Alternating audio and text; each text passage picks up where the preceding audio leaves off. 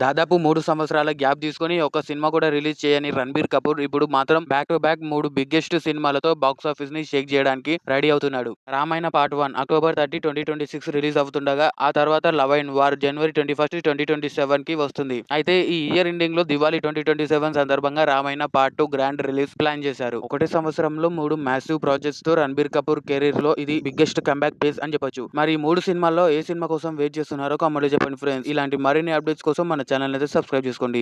Prabhas fans కి అదిరిపోయే update అయితే వచ్చేసింది. ఫౌజీ సినిమా ఇప్పుడు మోస్ట్ క్రూషియల్ ప్రొడక్షన్ ఫేజ్ లోకి ఎంటర్ అయింది. టీమ్ ప్రస్తుతం వరల్డ్ వార్ 2 బ్యాక్ డ్రాప్ లో ఉండే కీ షెడ్యూల్ ని గ్రాండ్ గా షూట్ చేస్తుంది. ఈ షెడ్యూల్ లో war episode intense action sequence మరియు స్టోరీకి బ్యాక్ బోన్ లాంటి ఇంపార్టెంట్ సీన్స్ ని కంప్లీట్ చేయబోతున్నారు. Anu Raghavapudi vision, Prabhas screen presence కలిసి ఈ సినిమాని నెక్స్ట్ లెవెల్ ఎక్స్పీరియన్స్ గా మార్చబోతున్నాయి. అండ్ ఇందులో సుభాష్ చంద్రబోస్ రిఫరెన్స్ ని చూపిస్తారంట. మన ప్రభాస్ ఇంకా బాస్ కాంబో స్క్రీన్ మీద చూస్తే బొమ్మ బ్లాక్ బస్టర్. ఈ పవర్ఫుల్ మూమెంట్ కోసం ఎంతమంది వెయిట్ చేస్తున్నారో కామెంట్ లో చెప్పండి ఫ్రెండ్స్. అండ్ ఇలాంటి మరిన్ని అప్డేట్స్ కోసం మన ఛానల్ అయితే సబ్స్క్రైబ్ చేసుకోండి.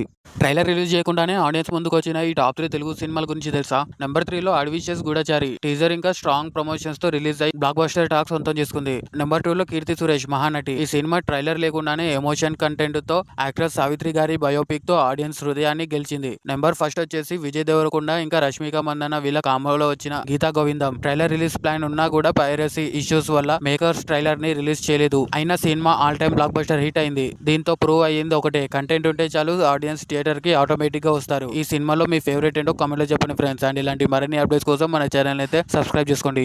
మన man of masses junior NTR voice కి ఉన్న పవర్ గురించి ప్రత్యేకంగా చెప్పాల్సిన అవసరం లేదు. కానీ తన ఓన్ సినిమాలకి మాత్రమే కాకుండా వేరే హీరోస్ ప్రాజెక్ట్ కి కూడా తన పవర్ఫుల్ వాయిస్ తో నెక్స్ట్ లెవెల్ హైప్ ని క్రియేట్ చేస్తాడు. రాంపోతినేని రామ కృష్ణ క్యారెక్టర్ లో ఇంట్రొడక్షన్ నుండి RRR లో రామ్ చరణ్, అల్లూరి సీతారామరాజు ఇంట్రో టీజర్ వరకు, Sai Durga Tej Virupaksha teaser, Vijay Devarakonda Kingdom teaser, ఇప్పుడు అఖిల్ లెనిన్ ఇంట్రొడక్షన్ వరకు ప్రతిసారి ఎన్టీఆర్ వాయిస్ ఆడియన్స్ కి గూస్ బంప్స్ ఎక్స్పీరియన్స్ ఇచ్చింది. ఒక హీరో ఇంకో హీరో ప్రాజెక్ట్ ని ఇలా సపోర్ట్ చేయడం అనేది తెలుగు సినిమా యూనిటీకి పర్ఫెక్ట్ ఎగ్జాంపుల్ అని చెప్పొచ్చు. మరి మీకు ఎన్టీఆర్ వాయిస్ ఓవర్ తో ఏ టీజర్ లేదా ఇంట్రొడక్షన్ నచ్చిందో కామెంట్ లో చెప్పండి ఫ్రెండ్స్. అండ్ ఇలాంటి మరిన్ని అప్డేట్స్ కోసం మన ఛానల్ అయితే సబ్స్క్రైబ్ చేసుకోండి.